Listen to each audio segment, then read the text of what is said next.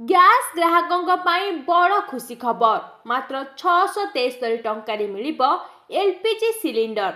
ହଁ ଆଜ୍ଞା, ଯଦି ଆପଣ ରୋଷେଇ ଗ୍ୟାସ୍‌ର ବଢ଼ୁଥିବା ଦରକୁ ନେଇ ଚିନ୍ତିତ, ତେବେ ଆପଣଙ୍କ ପାଇଁ ଏକ ବହୁତ ବଡ଼ ଖୁସି ଖବର ଆସିଛି।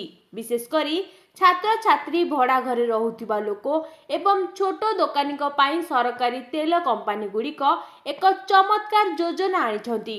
ଏଣିକି ବଜାରରେ 14 କେଜି ଲୁହା ସିଲିଣ୍ଡର ବଦଳରେ 10 କିଲୋଗ୍ରାମର ହାଲୁକା ଏବଂ ସ୍ୱଚ୍ଛ କମ୍ପୋଜିଟ୍ ଏଲ୍‌ପିଜି ସିଲିଣ୍ଡର ମିଳିବାକୁ ଯାଉଛି।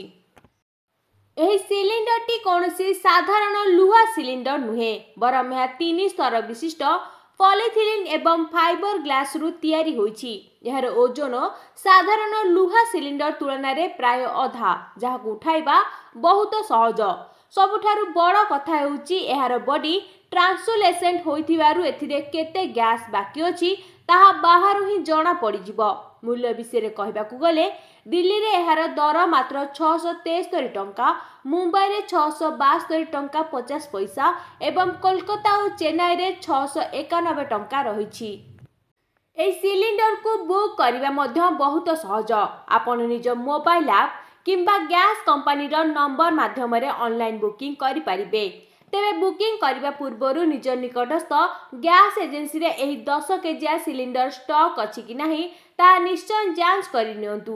ସରକାରଙ୍କର ଏହି ନୂଆ ଫାଇବର ସିଲିଣ୍ଡର ଆପଣଙ୍କୁ କିପରି ଲାଗିଲା ଆମକୁ କମେଣ୍ଟ କରି ନିଶ୍ଚୟ ଜଣାନ୍ତୁ। ଗ୍ୟାସ୍ ବୁକିଂ ଏବଂ ସରକାରୀ ଯୋଜନାର ସମସ୍ତ ଅପଡେଟ୍ ସବୁଠୁ ଆଗ ପାଇବା ପାଇଁ ଆମ ଚ୍ୟାନେଲକୁ ଲାଇକ୍, ସେୟାର ଓ ସବସ୍କ୍ରାଇବ୍ କରନ୍ତୁ। ଧନ୍ୟବାଦ।